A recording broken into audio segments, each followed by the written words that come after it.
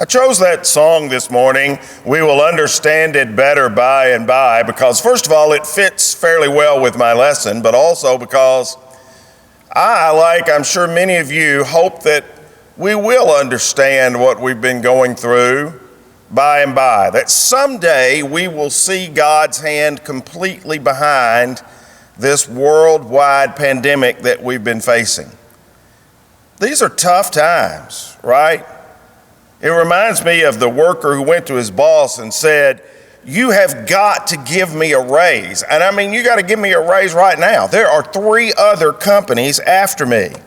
And his boss said, "Is that so? And what are those?"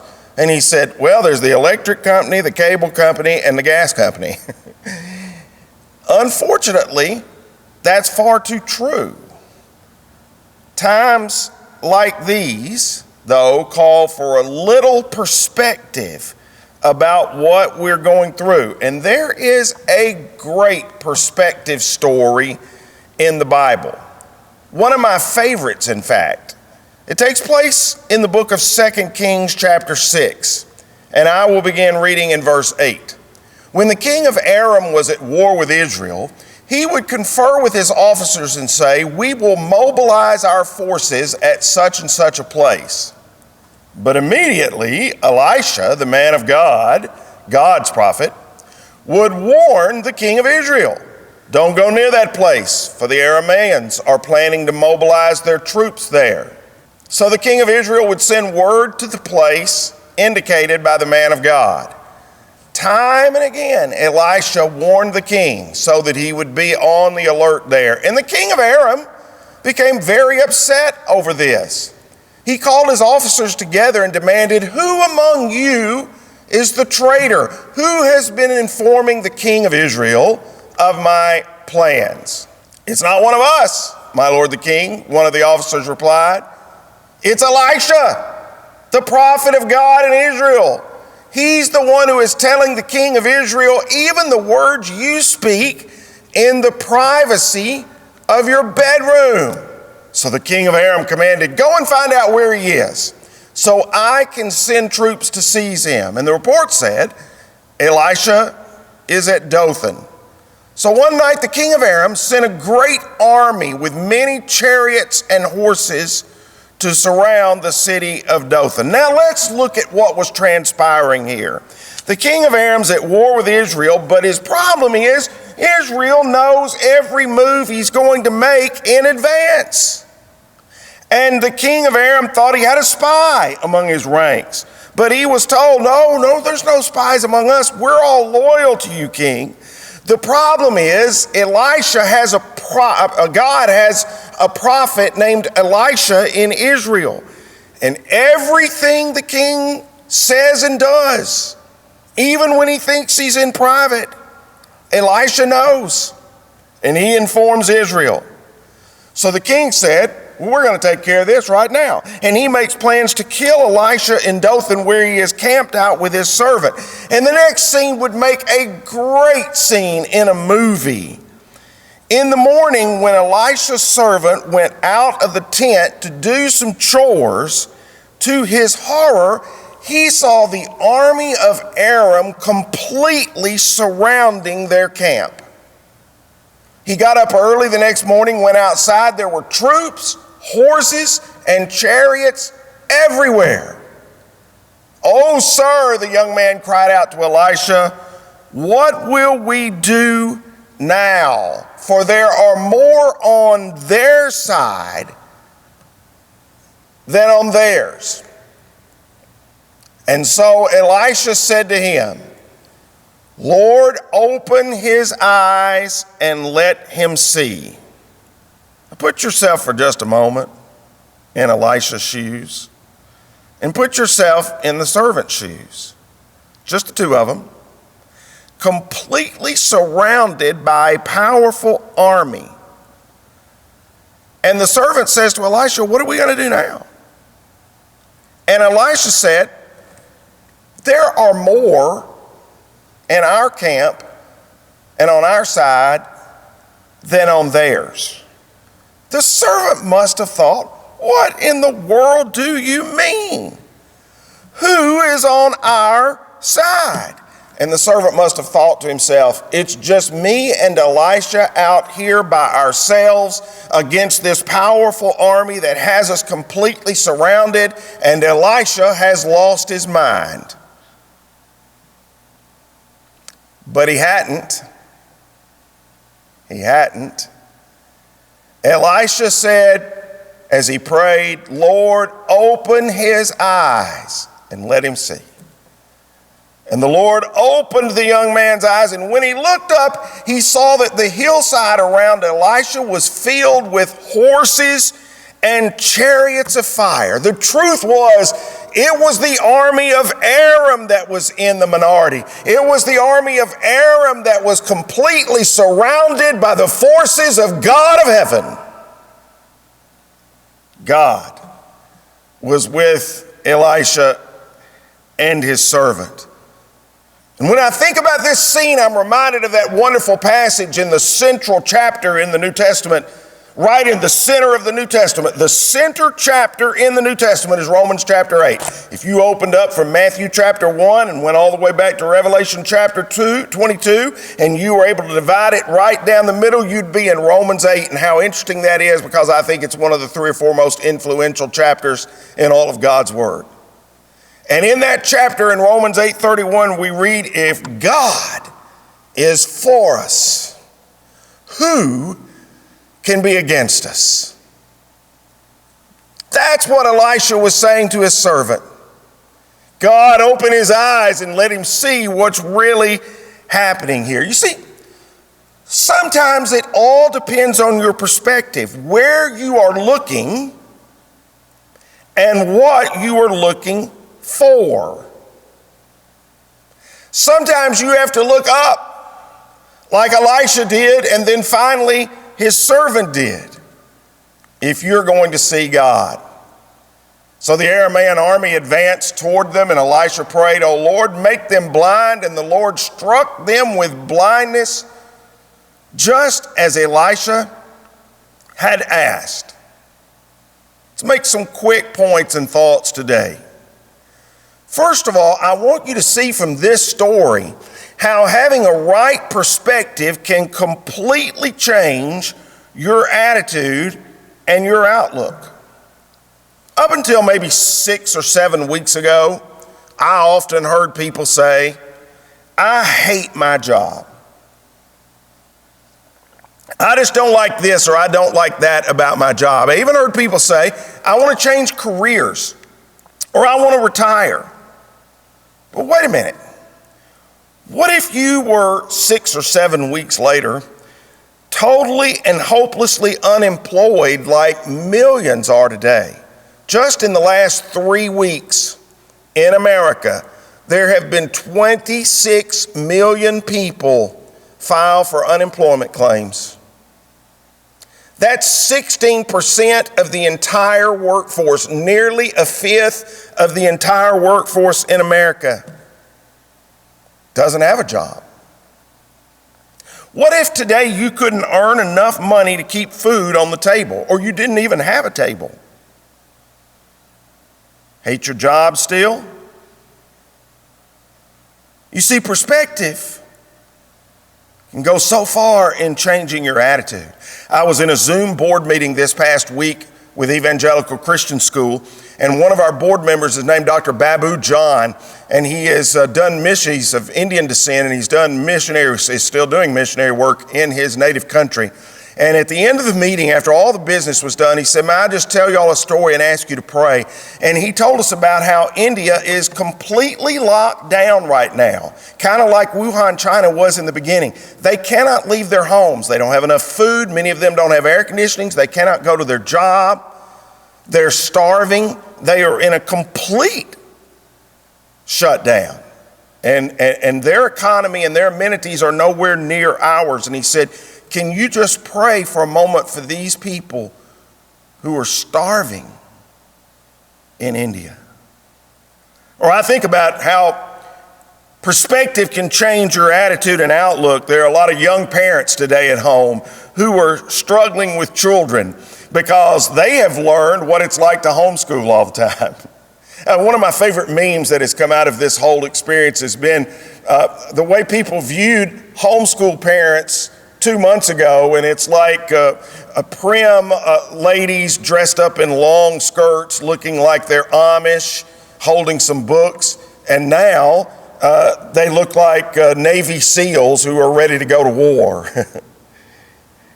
And so families are pressed in tight together because of the social distancing and the quarantining, and a lot of young parents are really struggling with all that's going on in their home. Well, wait a minute. Let me tell you a little perspective story to maybe help you.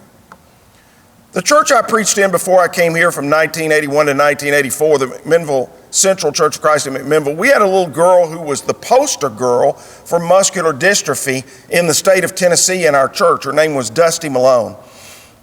And just in the 3 years I was at that church, I personally watched Dusty Malone have 8 surgeries. That little girl had 40 surgeries before she died at the age of 10. And I sat many a time with her father in a waiting room and watched him cry and pray for his little girl. Doesn't that give you a little perspective about what some of you young parents or grandparents are experiencing right now?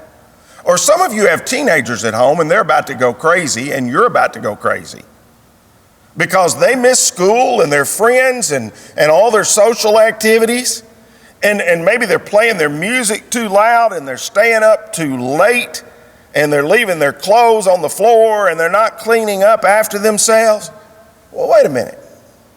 Let me give you a little perspective about that for just a moment. One day they will be gone, and you will wish it was loud again. You will wish it was dirty again. You will. A little perspective changes things. Or wives, let's talk about your husbands for just a moment. You're tired of picking up your husband's dirty socks or underwear on the floor, and you've told him time and again, can you pick up after yourself? It'd be even better if you would wash after yourself. And you find yourself saying, I can't believe I have to pick them up. No, you don't have to pick them up. There are lots of alternatives. I read about one wife one time who nailed the socks and the underwear to the floor. Wish I hadn't given some of you that thought. Or you can nag him. Or here's a good one. Why don't you gather them up, put them in a package, and mail them to China? That'd be a great thought. Or you can simply remind yourself that basically he is a loving man who loves God and loves his family and has a few flaws, but he's faithful to you. Perspective makes all the difference in the world. Or you husbands who are weary of some little annoying habit or characteristic in your wife's life, I would like to drag you back with me into the 1960s in my home church, the Radnor Church of Christ in Nashville, Tennessee, because one of the most vivid memories I have from childhood is every Sunday morning, every Sunday night, every Wednesday night, a man named L.C. Perry dragging a stretcher of his wife out of the back of the car, and the other men of the church, including my father, going and helping him and wheeling that stretcher in through the hallway and into the back of the auditorium where she would lay on that stretcher and attend the services with us because she had been paralyzed giving birth to her second daughter. For 20 years, I watched L.C. Perry do that 3 times a week with no complaint. A little perspective can go a long way. You see, the truth is this. Everybody has 2 lists. There's not a person in this audience that doesn't have 2 lists. You have reasons to be sad, and you have reasons to be glad. And if we had the time, I would pause right here and just have you fill in all the reasons to be sad and reasons to be glad, because everybody has both those lists. And if you're honest, you have several things you can put on both lists. We all have reasons to be sad. We all have reasons to be glad. Here is the key. It is your choice which of those two lists you choose to emphasize. It is your choice. It is always your choice. That's perspective. When the Apostle Paul wrote the great words in Philippians chapter 4, verses 11 through 13, he said, I have two lists. I've learned how to be content whatever the circumstances because I have two lists. And I'm paraphrasing this, but as we read it in a moment, you're going to see. He said, I have reasons to be sad and I have reasons to be glad. And he wrote this while he was in prison. Most of us at this time, our reasons to be sad list would be this long, and our reason to be glad list might have one or two things on it. Paul said, I'm not saying this because I'm in need, for I've learned to be content whatever the circumstances. I know what it is to be in need, and I know what it is to have plenty. I have learned the secret of being content in any and every situation, whether I'm well fed, reason to be glad, or whether I'm hungry, reason to be sad. Whether I'm living in plenty, reason to be glad. Or whether I'm living in want, reason to be sad. I can do all this through him who gives me strength. Wherever you're watching right now, I want you to read verse 13 aloud with me on your screen. I can do all this through him who gives me strength. He didn't say, I can't do all this. No, his perspective was, I can do it. Vivid memories of my mother growing up. My brother and I were talking about this just this past year. My mother had a saying she used all the time. I think it was the most common saying she used around the house. Whenever my brother or I, or even my father, said, I can't do that, she'd say, oh, can't never did do nothing. Now that's a complete butchering of the English language. I wouldn't even know where to begin, how bad. But it's true. Can't, never did, do nothing. Paul, like you and me, had two lists. But the perspective to adopt is, I can do all this through him who gives me strength. Now, quickly in our remaining few moments, two applications of this story today. The first is, open your eyes to God's good things. You see, you can't see anything with your spiritual eyes closed. There's an old saying that says, no one is as blind as he who will not see. And that described the servant with Elisha in our text this morning. He couldn't see the mighty armies of God that were surrounding the armies of Aram because he wasn't looking for them. He was looking at the enemy. I wonder how many of the good things of God we miss out on because we aren't looking for them. We're looking instead at the enemy who the Bible says is prowling around like a roaring lion looking for someone to devour. Well, look, if you're spending all your time thinking about the lions that are prowling around looking to devour you, then no, you won't be able to see the armies of God around to support and help you. You won't be able to say if God is for us, who can be against us? You won't be able to say I can do all things through Christ who strengthens me. If you're constantly looking at the lion, the enemy, I wonder how many times Satan defeats us because we are looking at him in fear rather than looking at God in anticipation of deliverance and victory. The psalmist's prayer is one we should all learn to pray regularly. In Psalm 119:18, open my eyes that I may see wonderful things in your law. And finally, one last thing.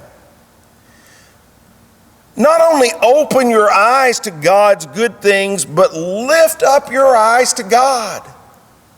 Look up. That's what the servant had to do. Elisha prayed, Lord, open his eyes and let him see. And the Lord opened the young man's eyes, and watch this.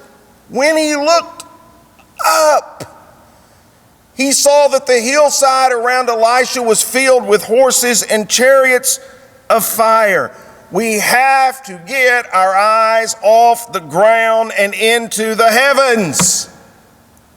We have to take our eyes off the enemy and his strategy and look to the victor. Some folks have the down look. All they ever see is the crack in the sidewalk. And there are gloom and doom prophets all around us today that we can certainly listen to. You have to look up to see the blue skies and rainbows and sunbeams from heaven. You have to look up to see the sunset. Because, my friends, what you see on the screen right now is always true. Don't ever forget it. The truth is, we see what we are prepared to see. That's what we see. If you want to see reasons to be sad, you will see them. You will find them. And if you want to see reasons to be glad, even while you're in prison, as Paul was, even while there are negative circumstances in your life, as there were for Paul, if you want to find a reason to say, I can do everything through Christ who gives me strength, you will.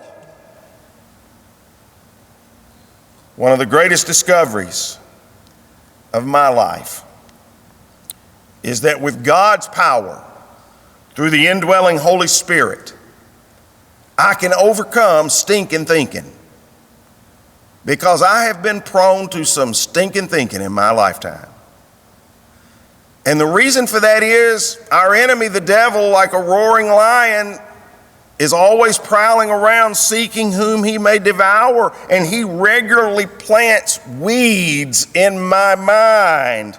But prayer and trust and dependence on God is the weed eater that gets rid of stinking thinking. I ask you this morning, what's your perspective? What are you looking for? And where are you looking? Open your eyes to God's good things. Look up and fix your eyes on Jesus, the author and finisher of your faith. Look up to him. What do you see? Which list do you emphasize?